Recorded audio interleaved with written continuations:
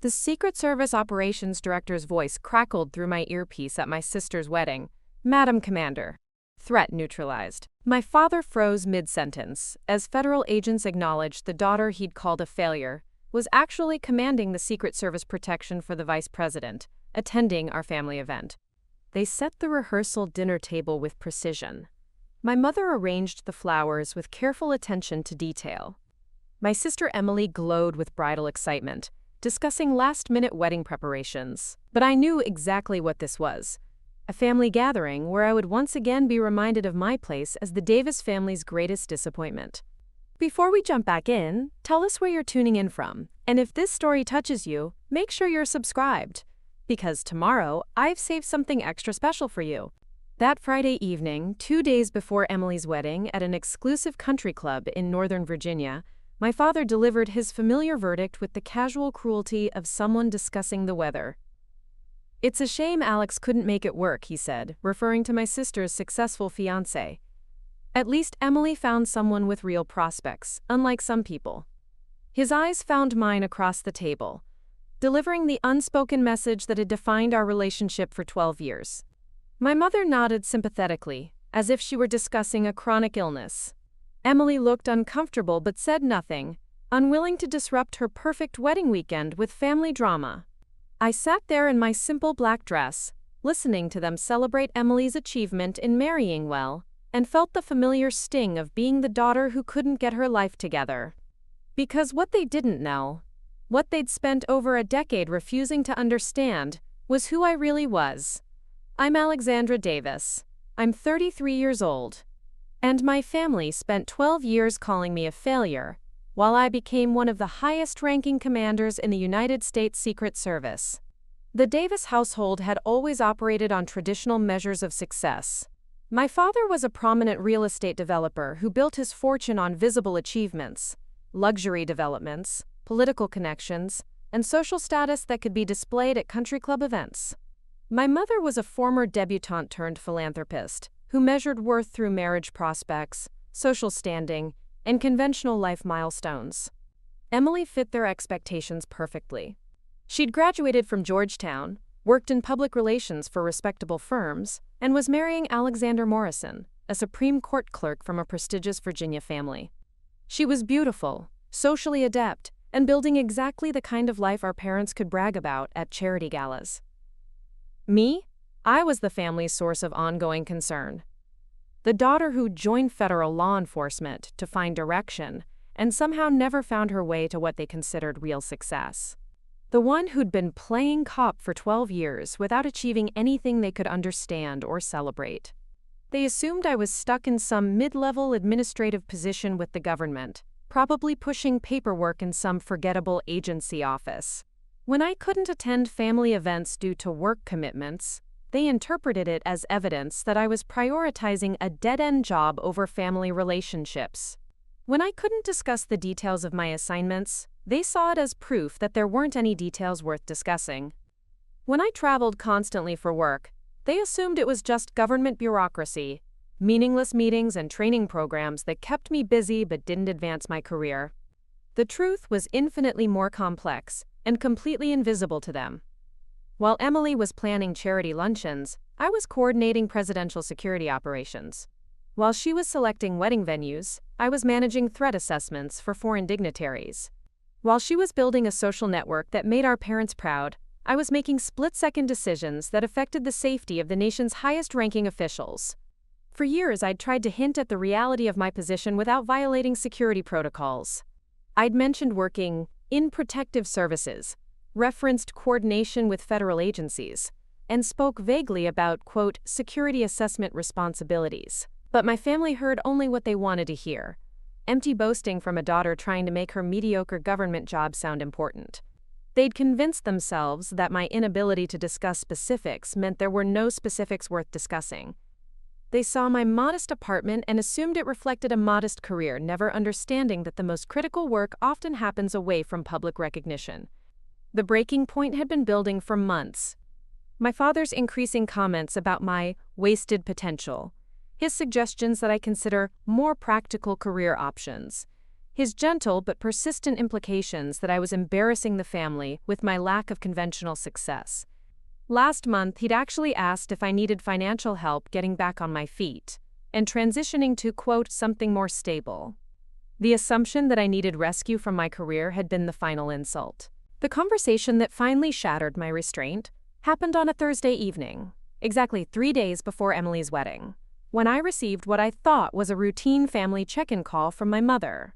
"Alexandra, darling," she began with the tone she used when delivering difficult news, "your father and I have been discussing your situation, and we think it's time for some honest conversation." I was in my Washington, D.C. apartment, reviewing security protocols for a high-profile event that weekend, but my mother had no idea that her timing was particularly problematic. "What kind of situation, Mom?" "Well, with Emily getting married and settling down with Alex, it's really highlighted how different your paths have become. She's building something meaningful with her life, and you're still what? Still playing around with this government job that doesn't seem to be leading anywhere." The phrase, playing around, hit me like a physical blow. I'd just spent 6 hours coordinating with counterterrorism units and reviewing threat assessments, but to my mother, it was all just playing around. "Your father thinks," she continued, "that Emily's wedding might be a good opportunity for you to meet some of Alex's friends. Professional men with real careers. Maybe it's time you considered finding someone who could provide stability while you figure out what you actually want to do with your life." I closed my laptop containing classified security briefings and tried to process what my mother was suggesting. She wanted me to use my sister's wedding as a husband-hunting opportunity because she assumed my career was so unsuccessful that marriage was my only path to stability. "Mom, what if I told you that I don't need someone else to provide stability? What if I told you that my career is more successful than you realize?" Her laugh was gentle but devastating. "Honey, we know you work hard at whatever it is you do in that government office, but hard work doesn't always translate to advancement or financial security. Sometimes we have to be realistic about our limitations." "My limitations? Alexandra, you've been in the same position for years. You can't even tell us what you do for a living, which suggests it's not particularly important. You live in a tiny apartment, you don't have savings for a house, and you're 33 with no prospects for marriage or family." Each accusation was like a knife. I couldn't tell them what I did because it was classified. I lived in a small apartment because I was rarely home and had no need for space I wouldn't use. I had substantial savings, but not for a house I'd never occupy due to my travel schedule. "Your father has been talking to some of his business contacts," my mother continued. "There are opportunities in real estate development, executive assistant positions with respected firms. You could start over, build something real."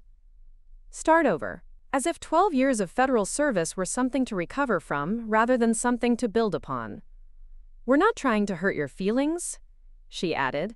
"We just think you deserve better than whatever dead-end situation you've gotten yourself into." That night, I sat in my apartment, surrounded by secure communications equipment and classified briefings for an operation that would protect some of the most important people in American government, and realized that my family's intervention wasn't motivated by love. It was motivated by embarrassment. They weren't worried about my happiness or fulfillment. They were worried about how my failed career reflected on them at social gatherings, where Emily's success made their other daughter's lack of conventional achievement even more glaring. The breaking point came when my father called the next morning with what he clearly thought was a generous offer. "Alexandra," he said, "I've been thinking about our conversation with your mother. I'm prepared to help you financially while you transition to something more appropriate. Maybe a career counselor, some professional development courses, whatever it takes to get you back on track." Back on track, as if protecting the life of the Vice President of the United States was somehow off track. "What if I don't need to get back on track, Dad? What if I'm exactly where I'm supposed to be?" His sigh carried 12 years of disappointment. "Alexandra, sometimes we have to stop pretending and face reality. Your sister is building a life, you're just drifting. I made the decision that would change everything. Dad, I think you should pay attention to the guest list for Emily's wedding." "What do you mean?" "I mean, you might be surprised by who shows up." The first crack in my family's carefully constructed narrative about my failed career came exactly 24 hours after my father's offer to help me get back on track, when my secure phone rang with news that would make Emily's wedding infinitely more complicated. "Commander Davis, The voice belonged to Director Sarah Collins, my immediate superior and one of the most senior officials in the Secret Service. "We have a situation that requires your immediate attention." I was in my apartment, supposedly preparing for a weekend of being reminded about my lack of success, but Director Collins was about to change everything. Preparing and narrating this story took us a lot of time, so if you are enjoying it, subscribe to our channel. It means a lot to us. Now back to the story. What's the situation? Vice President Richardson has decided to attend a private event this weekend, a wedding in Northern Virginia. The bride's family has political connections, and Richardson wants to make an appearance as a personal favor. My stomach dropped. Which wedding? The Morrison Davis wedding at Lansdowne Country Club. Are you familiar with the venue? I closed my eyes, feeling the universe shift around me. Very familiar. Director, I need to disclose a potential conflict of interest. What kind of conflict? The bride is my sister. Emily Davis is marrying Alexander Morrison. The silence that followed was so complete, I wondered if our secure connection had been compromised. "Commander," Director Collins said finally, "are you telling me that your family doesn't know what you do for a living? They believe I work in a low-level government administrative position. They have no idea about my actual role or clearance level."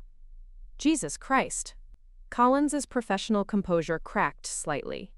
"Your sister is marrying into a family with Supreme Court connections, the vice president is attending their wedding, and your own family thinks you're a government clerk? That's an accurate assessment of the situation. Commander, this creates unprecedented security complications. Family members with unknown variables, personal relationships that could compromise operational focus, and potential emotional dynamics that could affect your judgment." I understood the implications immediately. My family's presence at an event I was securing could create security vulnerabilities, personal distractions, and professional complications that the Secret Service had never encountered. "What are my orders, Director?" Normally, I would assign another commander to this operation to avoid conflicts of interest. But Richardson specifically requested you after reviewing the threat assessments. He wants our best tactical coordinator for this event. The irony was suffocating. The vice president had specifically requested the Secret Service commander. My family considered a failure. "There's something else," Collins continued. "Intelligence suggests there may be credible threats related to Richardson's appearance. This isn't routine protection. This is active threat management. My sister's wedding was about to become a high-stakes federal security operation, commanded by the daughter my family pitied for her lack of career advancement. Director, my family has no idea about my security clearance or operational authority. When they see Secret Service personnel at the wedding, they'll assume it's routine protection for the vice president. They won't connect it to me. That assumption might be problematic, Commander. Your operational team will need to coordinate directly with you throughout the event. There will be communications, briefings, and potentially tactical responses that will make your role obvious." I looked out my apartment window at the D.C. skyline, at the city where I'd spent 12 years building a career my family considered non-existent. What if I told you that my family discovering my actual position might not be the worst thing that could happen this weekend? What do you mean? I mean, my father has spent 12 years telling anyone who would listen that his daughter is a disappointment who couldn't succeed in any meaningful career. Maybe it's time he learned what success actually looks like. Collins was quiet for a moment. "Commander, are you certain you can maintain operational focus while managing personal revelations?" "Director, I've been managing my family's misconceptions about my capabilities for over a decade. I think I can handle managing their shock when they learn the truth." "Very well. You'll command the security operation for the Morrison Davis wedding. But Commander, once your family knows who you are, there's no going back to being underestimated." That evening, I began planning the most complex operation of my career, protecting the vice president at my sister's wedding, while revealing to my family that their failed daughter was actually one of the most senior federal law enforcement officials in the country. The investigation into my family's misconceptions about my career began the moment I accepted command of Emily's wedding security operation. For the first time in 12 years, I was forced to examine exactly how thoroughly they'd constructed their narrative of my professional inadequacy. I started with the guest list for Emily's wedding, cross-referencing names against federal databases to identify potential security risks. What I found was more personally devastating than any external threat. Multiple guests had direct professional connections to my work, yet my family had never made any connections. Judge Patricia Morrison, Alexander's aunt, had presided over federal cases involving Secret Service testimony. I'd briefed her chambers twice in the past 3 years, during high-profile protection cases. Senator William Hayes, a family friend, served on the Homeland Security Committee and had personally commended my unit's work during congressional hearings last year. Most damning of all was David Chen, my father's business partner, who served on a federal advisory committee for executive protection policies. I'd provided classified briefings to his committee 6 months ago, and he'd praised the exceptional strategic thinking of the Secret Service leadership team. My family had been socializing with people who knew exactly who I was professionally, yet none of them had ever connected Commander Alexandra Davis with the Davis family's unsuccessful daughter. I called Agent Rodriguez, my intelligence coordinator, to verify something that was becoming increasingly clear. Rodriguez, I need you to run background checks on the Davis family social network. Cross-reference their business and social contacts with anyone who might have professional knowledge of my position. Yes, ma'am. Any particular security concern? Personal verification. I need to understand how many people in my family's orbit know about my actual career, while my family remains ignorant. 2 hours later, Rodriguez called back with information that made my stomach turn. Commander, this is unprecedented. Your family's social and business network includes 17 individuals who have direct or indirect professional knowledge of your role. Federal judges, defense contractors, congressional staff, and executive branch appointees. Have any of them ever mentioned my position to my family? That's where it gets interesting, ma'am. I found evidence that several people have tried to bring up your career, but your family consistently deflected or changed the subject. It appears they've been actively avoiding information about your professional achievements. The pattern became clear when I accessed social media records through official channels. My mother's Facebook posts about Emily were detailed and celebratory, but her rare mentions of me were dismissive and vague. When family friends commented asking about my career, she consistently responded with phrases like, "Alexandra is still figuring things out," or, "She works for the government in some capacity." Most revealing was a post from 6 months ago, where Judge Morrison had commented on a family photo, "Please give my regards to Alexandra. Her professional reputation precedes her in federal circles." My mother's response was telling, "I'm sure you're thinking of someone else. Alexandra isn't involved in anything that important." The cognitive dissonance was staggering. My family had spent years actively rejecting information about my success because it contradicted their established narrative about my failure. I dug deeper, using my security clearance to access archived news coverage mentioning my name. The Washington Post had featured my unit's work on presidential protection twice in the past year. CNN had covered our counterterrorism coordination during foreign dignitary visits. Multiple federal publications had profiled my leadership in modernizing Secret Service tactical operations. My parents lived in the D.C. metropolitan area. They consumed national news daily. They'd either never seen these articles or had somehow failed to connect Commander Alexandra Davis with their daughter Alexandra. The final piece of evidence came from Emily herself, though she didn't realize what she was revealing. I found her LinkedIn messages to potential wedding vendors, where she'd mentioned having government connections through her sister who works in federal security. Emily knew more about my actual career than our parents did, but she'd apparently never thought to correct their misconceptions. That evening, I sat in my apartment reviewing security protocols for protecting the vice president, while simultaneously realizing that the most dangerous threat to the operation wasn't external. It was my family's complete inability to understand that their failed daughter was about to command the most complex security operation of their lives. The irony was that they'd spent 12 years dismissing my achievements, while socializing with people who considered me one of the most competent federal officials they'd ever encountered. Planning the security operation for Emily's wedding required the same strategic precision I brought to protecting heads of state. But this mission carried personal stakes that no amount of training had prepared me for. This wasn't just about ensuring the vice president's safety. It was about revealing to my family that their failed daughter commanded the federal agents they were about to encounter. Director Collins became my primary ally in navigating the unprecedented situation. During our strategy session, she outlined the operational complexities with characteristic bluntness. "Commander, this is a first in Secret Service history. We've never had a field commander whose family is simultaneously present at and unaware of the operation they're securing. What are the specific challenges? Communication protocols will expose your authority immediately. When agents report to you as Commander Davis, your family will hear it. When you coordinate tactical responses, they'll witness your operational control. There's no way to maintain your cover while running this operation." I reviewed the tactical requirements: advanced security sweeps, perimeter establishment, threat assessment coordination, and real-time communication with counterterrorism units. Every aspect would make my role obvious to anyone paying attention. "I need this operation to proceed with standard protocols," I told Collins. "No modifications to protect my family's feelings or minimize my visibility. The Vice President's safety takes priority over my personal comfort." Agent Martinez, my tactical coordinator, became the second crucial ally.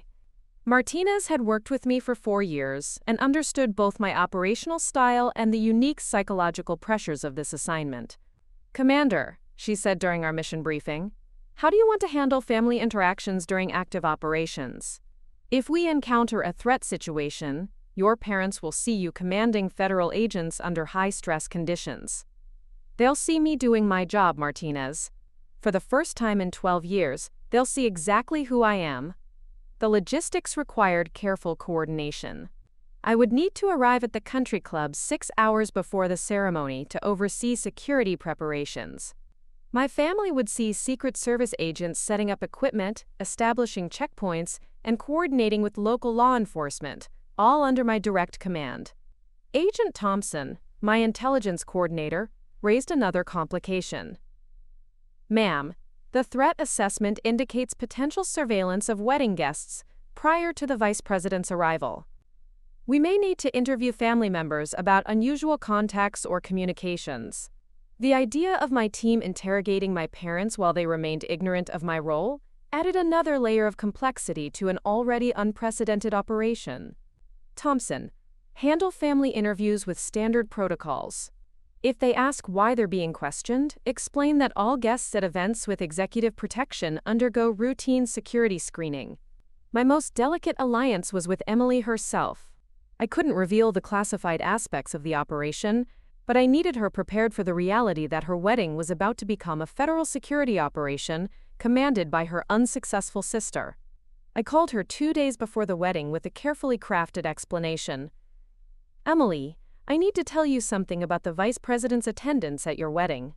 "What about it?" "Alex's family is thrilled he's coming. There will be a significant security presence.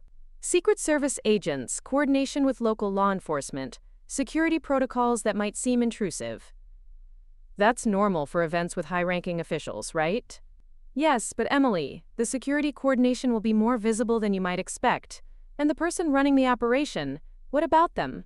I made the decision that would set everything in motion. "Emily, just pay attention to who's in charge when the agents start working. You might be surprised." The final component of my strategy involved the country club itself. Lansdowne had hosted federal officials before, but never with this level of security complexity. I coordinated with their management to ensure operational space while minimizing disruption to the wedding celebration. On Friday evening, exactly 18 hours before the ceremony, I received final confirmation from Director Collins. "Commander, all assets are in position. The Vice President's detail is coordinated with your team. Are you prepared for your family to learn who you really are?" "Director," I replied, "I've been preparing for this moment for 12 years. That night, I laid out my tactical gear alongside my bridesmaid dress, knowing that tomorrow I would reveal to my father that his failed daughter was about to protect one of the most powerful people in American government. The morning of Emily's wedding arrived with the precision of a federal operation. At 06:00 hours, I arrived at Lansdowne Country Club in my tactical gear, 6 hours before my family would see me in my bridesmaid dress. The transformation from disappointed daughter to Secret Service commander would happen in full view of everyone who had spent 12 years underestimating me. The advance team was already in position when I pulled into the secured parking area.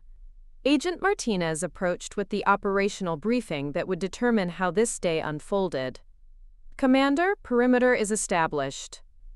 Threat assessment shows two credible concerns: unidentified surveillance of wedding guests yesterday, and chatter about potential disruption during the Vice President's arrival. Status of the venue: secured. Local law enforcement coordinated.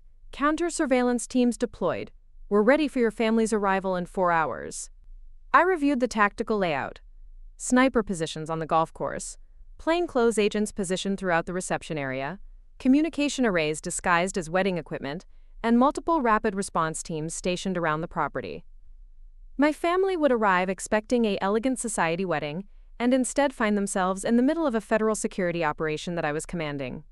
At 0800 hours, my secure phone buzzed with an update that would complicate everything. Commander Davis. Director Collins's voice carried tension. Intelligence has identified the surveillance from yesterday. A foreign national with connections to groups that have threatened the Vice President. This is no longer routine protection. This is active threat management. The stakes had just escalated beyond family drama. Emily's wedding was now a potential target, and I was responsible for protecting not just the Vice President, but every person I'd grown up loving. What are my orders? Full tactical deployment, counter-assault teams, enhanced screening, and real-time threat tracking. Commander, your family is about to see the Secret Service operate at the highest alert level. At 1000 hours, I watched through surveillance feeds as my parents arrived at the country club. They drove past 3 security checkpoints, were questioned by agents in suits, and had their identities verified through federal databases. All standard procedures they attributed to the Vice President's presence, never imagining their daughter was coordinating every aspect. Agent Thompson approached with an update that made my stomach drop. Ma'am, your parents are asking questions about the security presence. They want to know if there are any safety concerns they should be aware of. What did you tell them? Standard protocol. We explained that all events with executive protection require enhanced security measures. But ma'am, your father asked specifically about the command structure. He wants to know who's running the operation. The moment I'd been avoiding for 12 years was approaching with the inevitability of a tactical operation. At 1100 hours, Emily arrived for wedding preparations, and I faced the impossible task of transitioning from federal commander to bridesmaid while maintaining operational oversight of a security situation that was rapidly escalating. Alex, Emily said when she saw me in the bridal suite, the security here is incredible. There are agents everywhere, and they all seem to know exactly what they're doing. Whoever's running this operation must be really important. I looked at my sister, beautiful in her wedding dress, surrounded by the tactical communications equipment I couldn't fully conceal, and realized that in exactly 3 hours she would learn that the sister she'd grown up with was the federal official coordinating everything she was witnessing. At 1200 hours, Agent Rodriguez reported the final update that would make concealment impossible. Commander, the Vice President's motorcade is 30 minutes out. We need you in the command center for final coordination. The command center was located in the country club's conference room, directly adjacent to where my family was gathering for pre-ceremony photos. In 30 minutes, I would have to choose between maintaining my cover and fulfilling my duty to protect the Vice President of the United States. As I prepared to make that choice, my earpiece crackled with a message that would change everything. Commander Davis, we have movement on the surveillance target. Threat level upgraded to imminent. At exactly 1430 hours, as Emily posed for family photos in her wedding dress, my earpiece crackled with the message that would shatter 12 years of family misconceptions. Commander Davis, we have a code red situation. Imminent threat to the package. All units respond. I was standing behind the photographer, still in my bridesmaid dress but wearing a concealed tactical vest and communication equipment, when Agent Martinez's voice cut through the elegant pre-ceremony atmosphere. Ma'am, suspect vehicle approaching the north perimeter. Counter-assault team is in position, but we need your authorization for tactical response. The wedding reception fell silent as every head turned toward me. My parents, who had been discussing the excessive security presence with other guests, suddenly realized that someone in their immediate vicinity was receiving urgent federal communications. "Authorization granted," I said into my concealed microphone, my voice carrying the natural command authority I'd suppressed for 12 years of family gatherings. "Deploy counter-surveillance teams and establish a perimeter lockdown." My father's champagne glass slipped from his hand, shattering against the marble floor. My mother's face went white as she processed what she was witnessing. Emily stared at me with an expression that mixed confusion with dawning understanding. Agent Thompson materialized beside me with professional urgency. "Commander, the Vice President's motorcade is 2 minutes out. Do we proceed with the arrival or implement emergency evacuation protocols?" "Commander?" My father's voice cracked on the word, as if he couldn't process what he was hearing. Before I could respond, Director Collins's voice filled my earpiece. "All units, suspect vehicle has been neutralized. Threat assessment downgraded, package arrival approved." I looked directly at my father, letting him see me for the first time in his life. "Package secured. Vice President arrival on schedule." The transformation was immediate and devastating. Agents throughout the reception area began moving with coordinated precision, their actions clearly guided by my commands. Wedding guests who'd been enjoying cocktails suddenly found themselves witnessing a federal security operation conducted by the woman the Davis family had spent 12 years calling a failure. Agent Rodriguez approached with the tactical update that would make denial impossible. "Commander Davis, perimeter is secure. Counter-assault teams report all clear. The Vice President is requesting final briefing before arrival." My mother found her voice first, though it came out as barely more than a whisper. "Alexandra, are you in charge of all this?" "Ma'am," Agent Martinez interrupted with professional courtesy, "Commander Davis needs to brief the Vice President's detail. Time is critical." The formal acknowledgement of my rank by federal agents hit my family like a physical blow. My father staggered backward, his face cycling through confusion, recognition, and something that might have been shock. Emily, still in her wedding dress, looked at me with wide eyes. "Alex, are you really a commander?" Before I could answer, my secure phone buzzed with a direct call from the Vice President's protective detail. I answered on speaker, knowing that this conversation would end any possibility of continued concealment. "Commander Davis," the voice belonged to the Vice President's lead agent. "Package is requesting permission to proceed. Security assessment? All threats neutralized. Perimeter secure." "Package is cleared for arrival," I responded, watching my family realize that their unsuccessful daughter was coordinating protection for the second highest official in American government. The silence that followed was absolute. 200 wedding guests, including senators, federal judges, and business leaders, turned to stare at the woman they now understood was commanding the entire security operation. My father's voice, when it finally came, was barely audible. "You're protecting the Vice President?" Agent Collins approached our family group with professional efficiency. "Mr. and Mrs. Davis, your daughter is one of the most distinguished commanders in Secret Service history. The Vice President specifically requested her for this operation." As if summoned by her words, the distinctive sound of the Vice President's motorcade echoed across the country club grounds.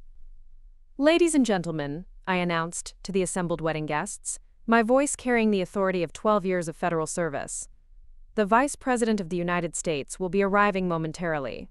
Please remain in your designated areas while security protocols are completed." My family stood frozen, watching their failed daughter coordinate the arrival of one of the most powerful people in the world. The arrival of Vice President Richardson's motorcade transformed Emily's wedding from a family celebration into a moment of national significance and personal vindication that 12 years of dismissal had never prepared my family to witness. The motorcade swept through the country club entrance with practiced precision, black SUVs and communication vehicles forming a protective convoy that demonstrated the full power of federal security operations. My family stood paralyzed, watching me coordinate every aspect of an arrival they'd only seen on television. "Commander Davis," Agent Martinez reported through my earpiece, "package is secure and requesting immediate briefing before guest interaction." I walked toward the lead vehicle, passing my parents who stared at me as if I were a stranger. The woman they'd spent the morning worrying about was now receiving direct communication from the Vice President of the United States. Vice President Richardson stepped out of the armored vehicle and approached me with the familiar respect of someone who had worked with me on multiple high-stakes operations. "Commander," he said, extending his hand, "thank you for ensuring this event's security. I know coordinating protection for a family member's wedding created unique challenges." My father's mouth fell open. The Vice President knew me personally and was acknowledging my role in front of 200 witnesses, including every person who had heard my parents dismiss my career over the years. "Sir, the operation proceeded without incident. All threat assessments have been neutralized, and the venue is secure for your participation." Richardson smiled with genuine warmth. "Your reputation for tactical excellence preceded you, Commander. I specifically requested your team for this assignment." The conversation was taking place 15 feet from where my family stood, frozen in shock. Every word was audible to the people who had spent years assuming I was too unsuccessful to merit their respect. Judge Morrison, Alexander's aunt, approached our group with obvious recognition. "Mr. Davis," she said to my father, "I had no idea Alexandra was your daughter. Commander Davis has briefed my chambers on federal security matters multiple times. She's one of the most respected officials I've worked with." My father's face went through a series of expressions that would have been comical if they weren't so devastating to watch. The federal judge he'd been trying to impress for months was praising the daughter he'd called a failure that morning. Senator Hayes joined the conversation, his voice carrying the authority of someone who chaired the Homeland Security Committee. "Commander Davis coordinated the security assessment for the presidential summit last year. Her strategic planning was exemplary." My mother gripped Emily's arm as if she needed physical support. The senator whose support my father had sought for business ventures was describing their unsuccessful daughter as exemplary. The most damning moment came when David Chen, my father's business partner, approached with obvious confusion. "Bill," he said to my father, "I've been trying to tell you for months that your daughter Alexandra is one of the most distinguished federal officials I've encountered. Why did you always change the subject when I mentioned her work?" The question hung in the air like an accusation. My family hadn't just failed to recognize my success. They'd actively avoided learning about it when others tried to inform them. Emily found her voice first, though it cracked with emotion. "Alex, all these years when you said you couldn't discuss your work, I meant I couldn't discuss it, Em. Not that there wasn't anything worth discussing." My father's attempted recovery was painful to witness. "Alexandra, we had no idea. If we'd known you were..." "If you'd known I was what, Dad? Successful? Important? Worth your respect?" The wedding reception continued around us, but our family had become the center of a different kind of gathering. Guests who had heard my parents make dismissive comments about my career over the years were now witnessing federal agents defer to my authority and the Vice President seek my counsel. Vice President Richardson, reading the family dynamics with political sensitivity, made one final comment that would resonate for years. "Commander Davis represents the best of federal service. Your family should be extraordinarily proud." As Richardson moved toward the ceremony, my father stood in stunned silence, surrounded by the wreckage of 12 years of assumptions about his daughter's capabilities. "Alexandra," he said finally, "we need to talk." "Yes," I replied, "we do." The weeks following Emily's wedding felt like watching my family learn to navigate a completely different universe. Everything they thought they knew about success, failure, and their own daughter had been fundamentally altered in the span of a single afternoon. My parents' attempts at reconciliation were both heartbreaking and exhausting to witness. My father began telling anyone who would listen that his daughter was a Secret Service commander, with the desperate enthusiasm of someone trying to rewrite 12 years of dismissive comments. My mother started collecting newspaper clippings about federal security operations, as if she could retroactively understand the career she'd spent years ignoring. The most difficult conversation happened 2 weeks after the wedding, when my parents invited me to dinner for what they called a family discussion to clear the air. "Alexandra," my father began with the careful tone of someone walking through a minefield, "we want you to know that we've always been proud of your achievements.